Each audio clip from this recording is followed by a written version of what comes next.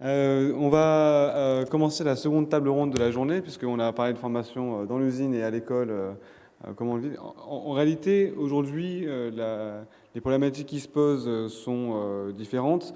Il y a un challenge qui est réel quant à l'appréhension des outils de la part des étudiants. On fait appel aujourd'hui à une forme d'interdisciplinarité, et donc il aurait demandé de coder et puis également de maîtriser des aspects techniques sur les machines. Il aurait également demandé de pouvoir aller rapidement en entreprise et être opérationnel. Puis pour certains, la question se pose si finalement dans le manufacturing, il ne faudrait pas mettre fin au cours tout simplement.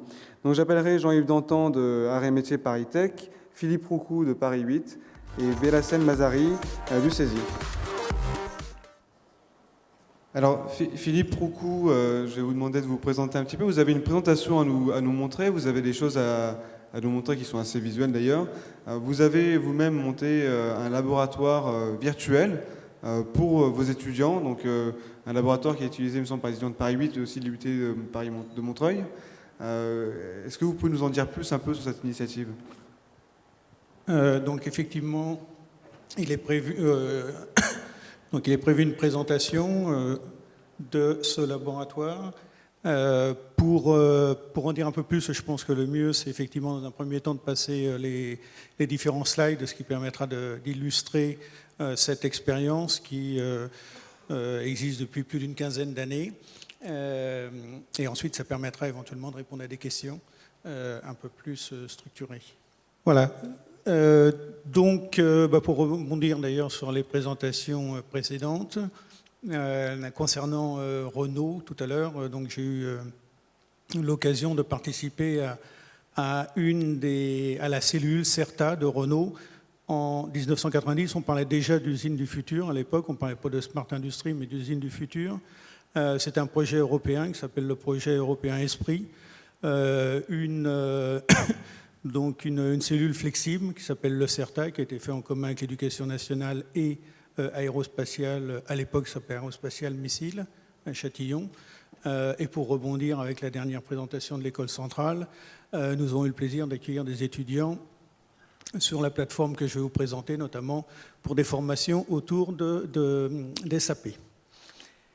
Bien, donc je vais commencer, je vais vous faire une présentation assez brève. Donc un cours historique pour vous situer un petit peu ce que nous avons fait pendant une quinzaine d'années avant de vous parler du futur. L'expérience donc a commencé en 1996. L'UT de Montreuil, qui appartient à Paris 8, a décidé la création d'un département OGP, Organisation et Génie de la Production, qui s'appelle maintenant Qualité, Logistique Industrielle et Organisation.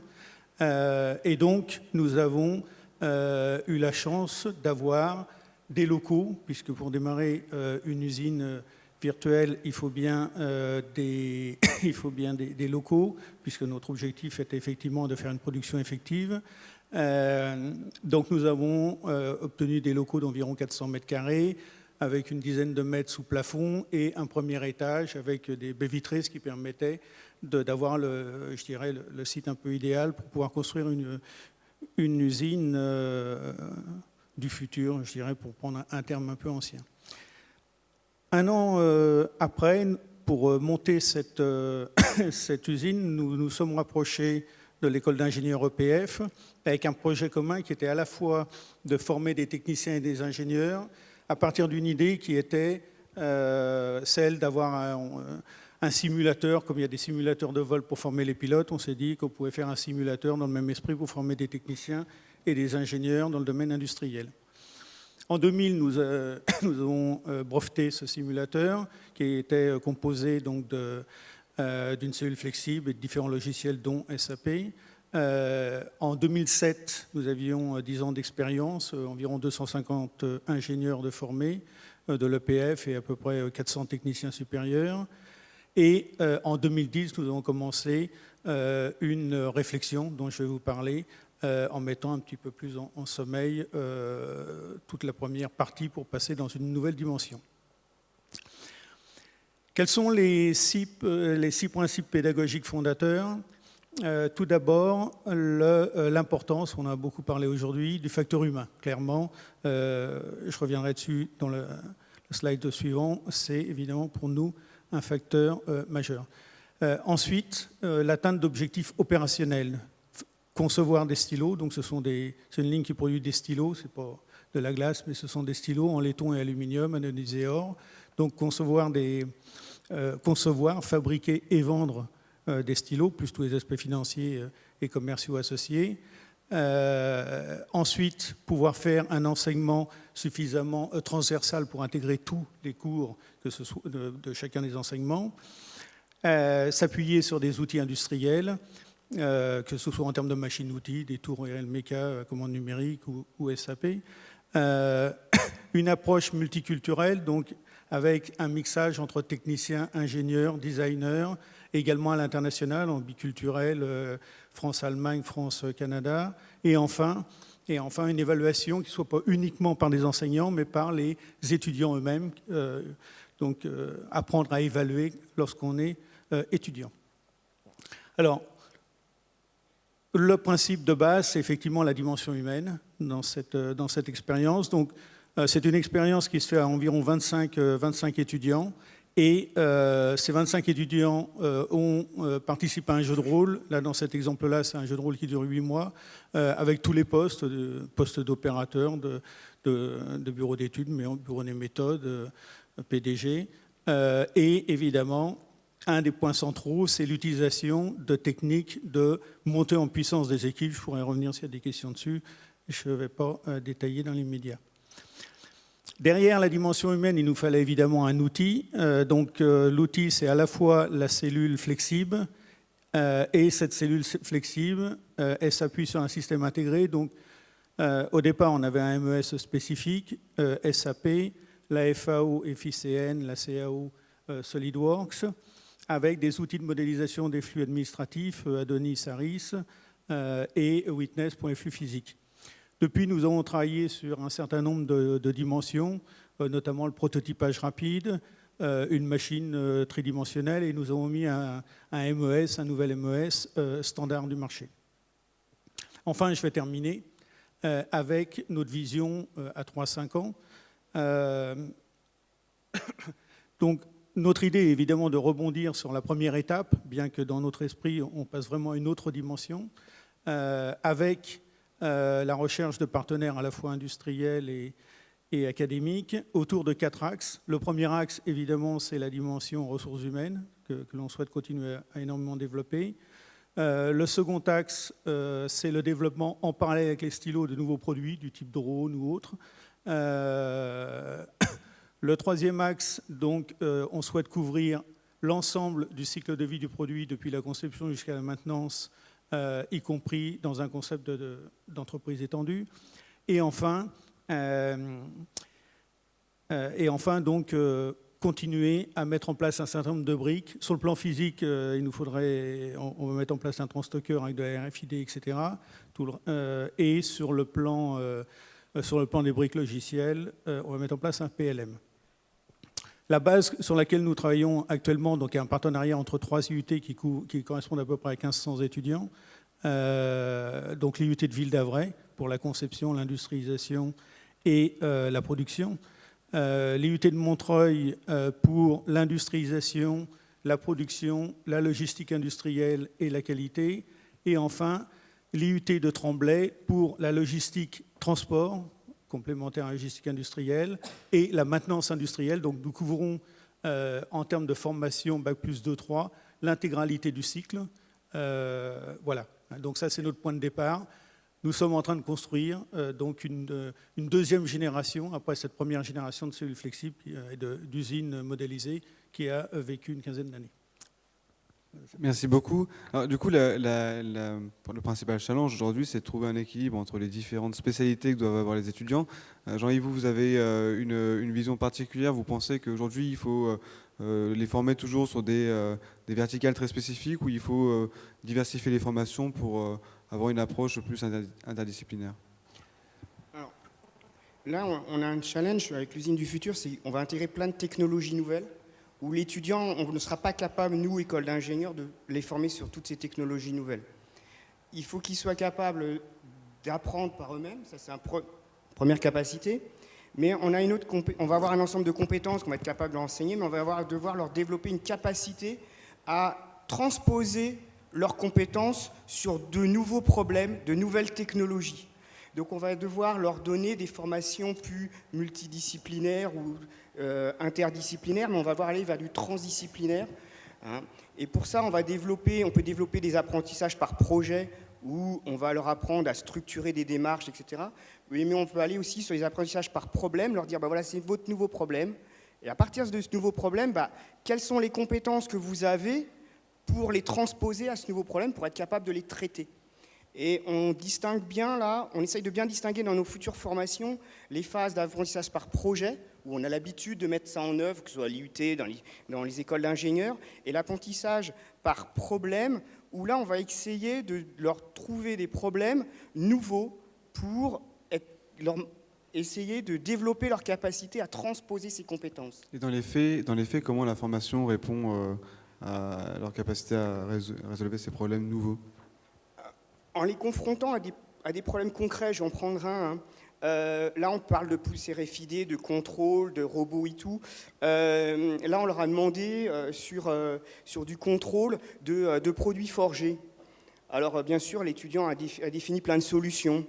Il s'avère que toutes les solutions qu'il a élaborées dans son problème, c'était des solutions où, de toute façon, quand le produit forgé il sort, il est chaud, et que vous n'êtes pas capable de le mesurer tout de suite. Et de toute façon, si vous utilisez des compétences classiques, de toute façon, il va être froid, que de toute façon, la production sera finie. Donc là, on repose un problème où il va devoir transposer ses capacités d'analyser, il va falloir qu'il analyse le process, d'où viennent les problèmes pour être capable de se dire, moi, je suis capable d'aller pas mesurer le résultat, mais de me dire, est-ce que je suis capable, avec mes compétences, d'analyser ce process pour identifier quels sont les paramètres que je dois évaluer en amont. Là, on est uniquement sur des rôles de manager, enfin ingénieur-manager, non? Assez sur du rôle d'ingénieur, non, ingénieur manager et ingénieur technique. Hein. Et les techniciens doivent eux aussi appréhender cet interdisciplinaire ou pas? Là, je n'irai pas jusqu'à qu'ils soient... Il faut quand même qu'ils aient une adaptabilité. Est-ce qu'ils ont à transposer toutes leurs compétences sur un ensemble de problèmes nouveaux? J'ai des collègues qui sont plus au niveau IUT, donc là, ils sont plus au fait du type ça se passe comment, du coup, Philippe, l'interdisciplinarité, je vais y arriver, dans un IUT, dans la formation? Oui, nous cherchons dans l'expérience que je vous ai présentée, elle est faite à plusieurs niveaux et sur plusieurs horizons. En DUT, nous faisons l'expérience dure environ 2 ans et nous cherchons à avoir une transversalité totale de tous les enseignements. L'expérience ingénieur de l'EPF, c'est 8 mois. On a une expérience avec les arts et métiers en Bac+6 sur OGP qui dure 2 jours. Donc, tout le pilotage de la production et la production elle-même. Avec Centrale, dont je parlais tout à l'heure, c'était une journée sur SAP. Enfin, donc on a en fait tous les cycles possibles en termes de transversalité. Bon, il est clair que la transversalité, on l'a fait très fortement à un niveau DUT, avec un référentiel qui est un peu plus étroit qu'un référentiel ingénieur. Mais on l'a fait en référentiel ingénieur sur l'EPF. Et est-ce qu'à l'inverse, des ingénieurs qui sont en formation chez Paritech se déplacent dans des IUT pour essayer de voir un peu comment sont appréhendés les cycles de production dans les laboratoires ou dans les simulateurs? Là, ça touche un autre point. C'est que si on veut mettre en œuvre ce type de formation, on va devoir avoir des moyens qui sont à dimension industrielle. Les industriels ne pourront pas nous prêter leurs moyens pour venir faire de l'enseignement sur leur site. Donc on doit avoir quand même des moyens à dimension industrielle pour confronter nos étudiants au réel, qui ne soient pas que dans le virtuel lors de l'enseignement. Et il est exact que ce soit des IUT ou des écoles d'ingénieurs, on a des moyens. Un des challenges forts aussi, ça va être de mutualiser ces moyens, ces compétences qu'on a, et les mutualiser au niveau de 2 volets. On va pouvoir les mutualiser pour un usage entre l'enseignement, la recherche et le transfert, ce qui fait que l'étudiant va être sur des problèmes concrets de la recherche et du transfert, en lien avec des industriels. Donc là, on était sur l'entreprise et l'école. Là, c'est la collaboration entreprise-école qui va permettre de former collaborer à la formation de nos étudiants. Et puis après, un établissement, si j'analyse, pour moi, ne peut pas avoir l'ensemble des compétences. Donc on va devoir aussi mutualiser des compétences et des moyens entre nos établissements si on veut avoir un spectre large au niveau de nos formations. Alors, je vais rebondir parce que le présentateur d'avant est un des cofondateurs du réseau Primeca, mais il y a déjà des structures qui existent de bientôt maintenant. Alors, je ne sais pas combien ça fait, près de 30 ans. Ça va le rajeunir. Voilà. Excusez-moi. Hein, donc voilà, ça fait près de 30 ans qu'on a déjà des structures où on essaye de développer de la mutualisation à l'intérieur des régions, essentiellement, pour justement mutualiser nos compétences et nos moyens en faveur de nos étudiants pour l'usine du futur. D'accord. Alors vous, Mélassène, vous avez une approche qui est différente, enfin, qui va dans ce sens-là et qui est quand même différente, dans le sens où vous êtes en train de construire un Fab Lab en réseau, c'est ça? Enfin, Oui, tout à fait. Donc je vais commencer, si vous le permettez, par une présentation rapide du groupe, le groupe CESI. Donc on a 23 centres en France, on est implanté dans le cadre de 6 régions donc, géographiques, dans 23 centres. On est pratiquement présent dans toutes les régions françaises. On forme à Bac+2, +3, 4, enfin les niveaux 1, 2, 3, jusqu'à l'ingénieur +1, les masters spécialisés, mais également on a quelques programmes doctoraux. On gère une quarantaine de diplômes et titres pour 20 000 stagiaires, apprentis, élèves qui sont dans différents domaines, majoritairement le domaine industriel, mais également on va trouver le domaine qui a été évoqué ce matin, qui a été également évoqué cet après-midi, la partie RH, gestion et management. Donc, une autre particularité du groupe, on recrute beaucoup dans les régions et beaucoup de nos diplômés restent dans les régions. Donc on a à peu près 70% qui restent dans les régions où ils ont été formés. Parce que le mode de formation qu'on a, il est par la voie de l'apprentissage. On est le premier opérateur en France pour la formation d'ingénieurs par la voie de l'apprentissage. Et au niveau des masters spécialisés, on est à plus de 10% des diplômes délivrés. Donc on a, et ça se fait souvent dans le cadre de contrats professionnels. Donc on est vraiment dans une proximité avec les territoires, on forme pour les territoires et nos diplômés restent dans les territoires. Donc là, c'est poser la question pour arriver à votre question. Comment optimiser cette formation? Comment être à l'écoute des élèves et surtout des clients, les industriels, les clients qu'on appelle aval, qui vont les employer demain? On a créé une première équipe de recherche dans les années 90, un laboratoire sur les environnements d'apprentissage qui était tourné vers les pratiques du CESI pour les évaluer et essayer d'accompagner au mieux les diplômés. Et on est arrivé à ce qui a été évoqué par les collègues. En 2004, on a lancé une école d'informatique. Et l'école d'informatique, il n'y a aucun cours. Tout est fait en PBL ou apprentissage par problème.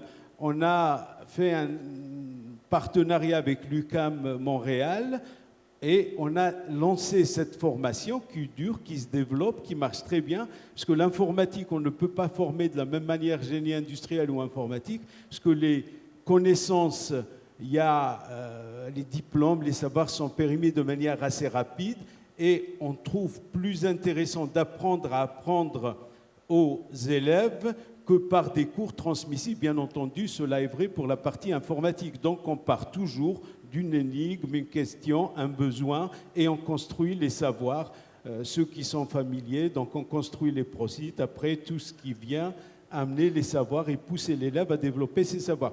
Et la deuxième partie, c'est que toutes les formations d'ingénieurs, à partir de septembre 2015, il n'y aura aucun cours, on n'aura que des projets.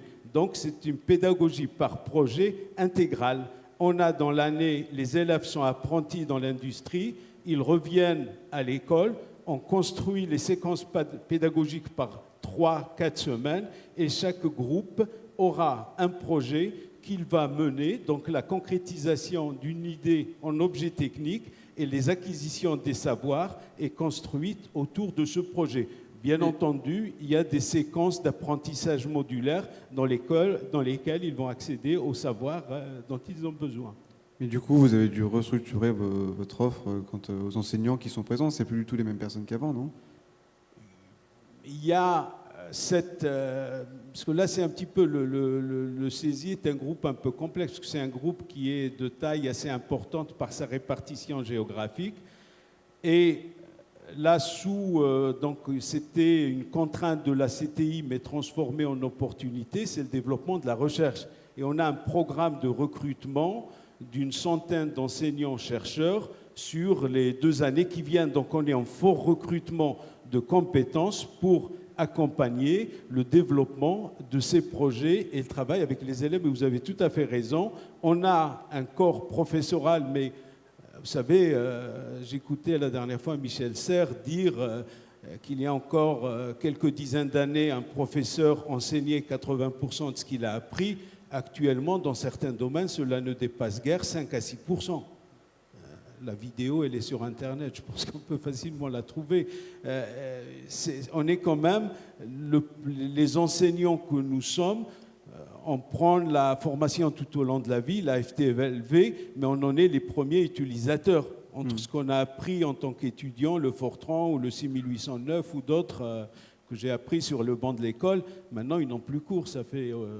voilà, donc on a cette adaptation, mais quand même. D'accord. Et est-ce que chez ParisTech, dans une grande école comme ParisTech, il semble envisageable ou il peut être envisagé de mettre fin aux cours pour fonctionner uniquement par projet? Là, on a une structure qui est hybride, où on a des enseignements disciplinaires, des enseignements par projet et des enseignements par problème. On a les 3 aspects qui sont intégrés dans la formation. Après, chaque enseignant dans son enseignement disciplinaire peut arriver à enseigner aussi par problème ou projet, mais c'est une préoccupation qu'on a, de mettre en situation l'étudiant au plus tôt pour lui donner soif de connaissances. Et est-ce que la formation des enseignants elle-même est au rendez-vous?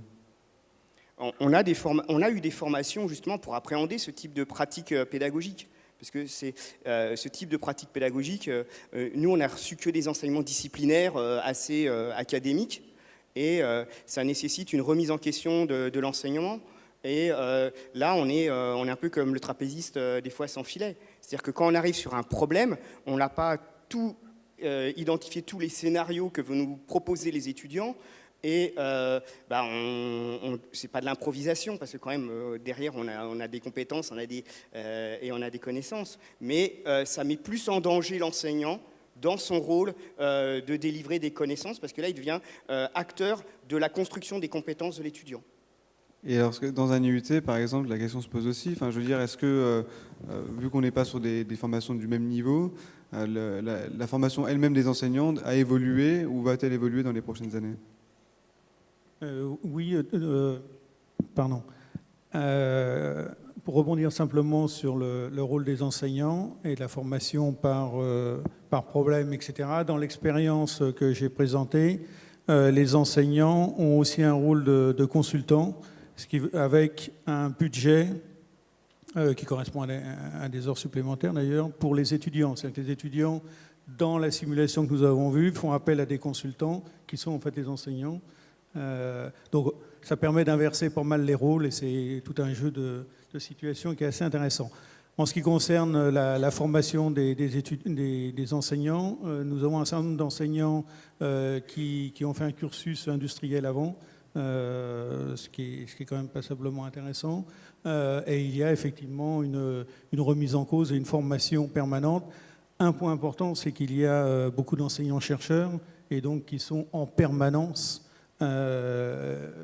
en formation et en recherche, puisque j'ai parlé uniquement du niveau Bac plus 2, Bac plus 3 en formation et du niveau Bac plus 5 par le partenariat. Évidemment, nous faisons de la formation à Bac plus 8, puisque nous avons des thésards qui travaillent, et des postdocs d'ailleurs, qui travaillent sur ces projets. Donc les enseignants, notamment les enseignants-chercheurs, sont en permanence au fait des technologies, notamment à travers toutes les réunions interlaboratoires qui peuvent exister. Et les pôles de compétitivité, etc. etc. J'ai une question qui s'adresse à vous trois. Tout ce débat qui se structure autour de l'enseignement du code à l'école primaire, voire en maternelle, etc., met en exergue en fait le besoin d'ingénieurs en informatique. Il y a des besoins aussi de techniciens dans l'industrie, d'ingénieurs industriels, etc. Est-ce que du coup, est-ce qu'il n'y a pas un manque de visibilité dans vos formations aujourd'hui? Comment jouer la carte de l'attractivité pour faire venir davantage de personnes et comment restructurer vos formations pour en accueillir davantage? La réponse est un petit peu dans la question.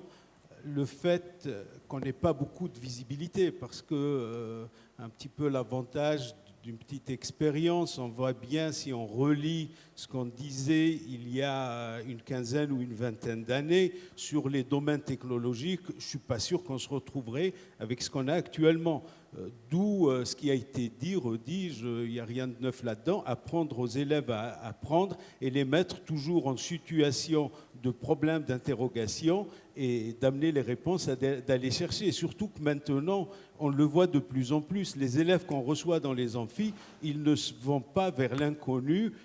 Ils arrivent dans un cours, ils ont déjà regardé ce que fait le prof ou le chercheur. Il y a quand même des savoirs qui existent, qui sont extériorisés, qui sont dans les machines, auxquels ils ont accès, ils utilisent le temps disponible qu'ils ont. Un peu après donc, cette approche-là, où moi je reprends régulièrement une phrase qui a été dite il y a plus d'un siècle, où sur l'école, vous parlez, parce qu'actuellement le débat il est sur les socles pour l'école primaire, et un académicien disait l'école se doit d'enseigner ce qu'il n'est pas permis d'apprendre, d'ignorer. Et dans nos domaines, dans le domaine de la technologie et du numérique, quand on est avec les élèves, quand on les accueille en début d'année, on essaye de se placer dans cette posture pour dire ici vous allez apprendre ce qui vous permettra d'évoluer, de travailler dans l'industrie. Parce que nous, encore une fois, je parle du groupe CESI, on est majoritairement industrie. Ils sont dans les usines et dans la production, qualité, sécurité, gestion de prod. Voilà, donc on est sur cette vraiment nécessité de savoir ce qu'il n'est pas permis d'ignorer pour faire un bon technicien, un bon ingénieur. D'accord. Et chez ParisTech, il y a un vrai enjeu d'attractivité aujourd'hui ou pas vraiment? Actuellement, on n'a pas de souci de recrutement. Au niveau du concours, on a une place, on recrute N étudiants. Après, si on écoute tout enseignant, il va dire oui, le niveau baisse, mais il ne se souvient pas quand il était étudiant, je ne sais pas. Donc c'est facile de dire que le niveau baisse quand on est plus vieux. Avoir des problèmes de recrutement, non. Après, des problèmes de motivation, oui, pour certains. Alors, moi, j'ai une particularité, c'est que je suis à métier ParisTech, mais campus de Metz, où on a développé un cursus franco-allemand, où là, on est à côté d'une locomotive qui produit que 55 000 ingénieurs par an pour en consommer 80 000. Donc là, nos étudiants, Ils partent en Allemagne? En partie, il y en a qui partent en Allemagne, oui. Et ils sont très demandés. Et vous mesurez le besoin en Allemagne, le besoin en France, il est à quel niveau? Il y a un besoin en France, il y a un besoin en Allemagne, il y a un besoin des entreprises françaises ou allemandes qui sont implantées sur les deux sites, dans les deux pays. Et à contrario, parce que dans une discussion téléphonique qu'on a préparée, on parle toujours de l'Allemagne et de la mise en situation d'étudiants dans l'industrie. Quand on regarde les bilans, le nombre, entre guillemets, d'heures passées d'un étudiant allemand dans l'industrie allemande et un étudiant français dans un cycle d'ingénieur, le delta, il est minime, presque infinitésimal. Donc on n'a pas d'enjeu de compétitivité réel finalement? Non, on n'a pas... nos formations sont un peu équivalentes. Hein, y a pas... Et c'est la même chose pour conclure dans les formations de techniciens en IUT?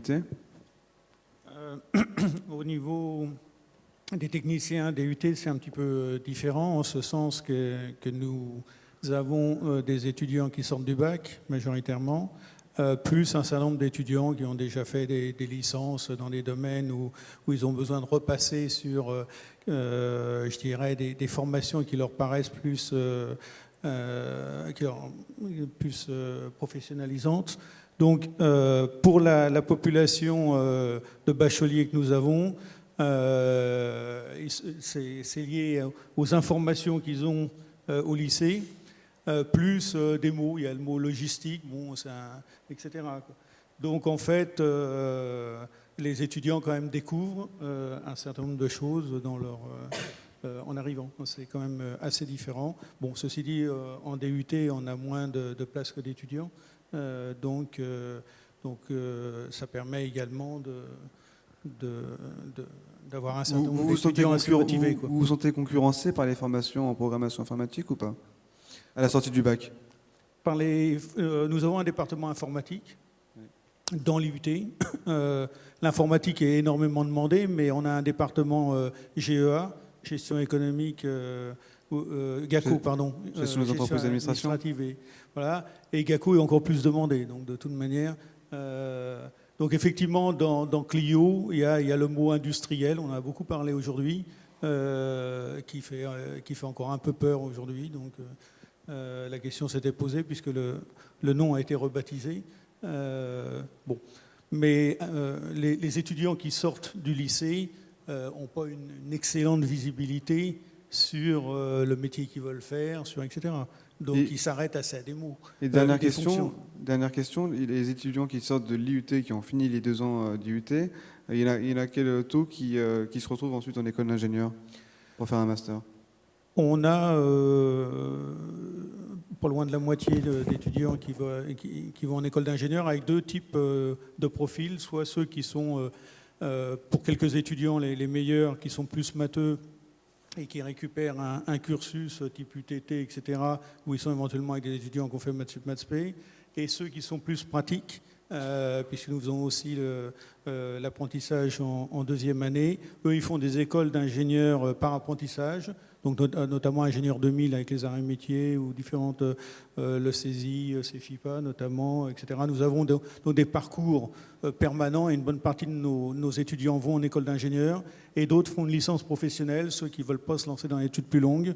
Donc nous avons développé des partenariats de licence professionnelle avec un site sur Grenoble et un sur Beauvais, et un partenariat avec le CQPM qui permet d'avoir directement une classification à la métallurgie. Donc nos étudiants sortent au coefficient 285, je pense que ça parle à un certain nombre d'industriels. Donc ça leur permet d'avoir et une licence pour continuer leurs études s'ils le veulent, et une qualification à la métallurgie avec directement un grade. Voilà. Donc on travaille sur différents aspects, diplômants ou non. D'accord. Je vois l'horloge qui clignote. Peut-être un dernier mot de conclusion, Helassane, et puis on va... Oui, peut-être juste pour dire que vraiment, parce que c'est quand même l'usine du futur qui a été le thème qui nous a réunis, on y croit, et je suis un petit peu représentant du territoire sur la partie Normandie, et on a le projet d'un Living Lab, usine du futur, qu'on espère voir démarrer et qui sera complètement dédié à la formation de techniciens, d'ingénieurs, ouvert sur les établissements du Madrier, mais également à tous les industriels pour y développer une recherche qui soit collaborative et même contributive. Donc voilà, on y croit en l'industrie et je pense que le meilleur moyen, c'est la formation et le développement de compétences de nos jeunes et de leur offrir au niveau industriel des postes. Parfait. Merci beaucoup. Bravo pour toutes vos initiatives.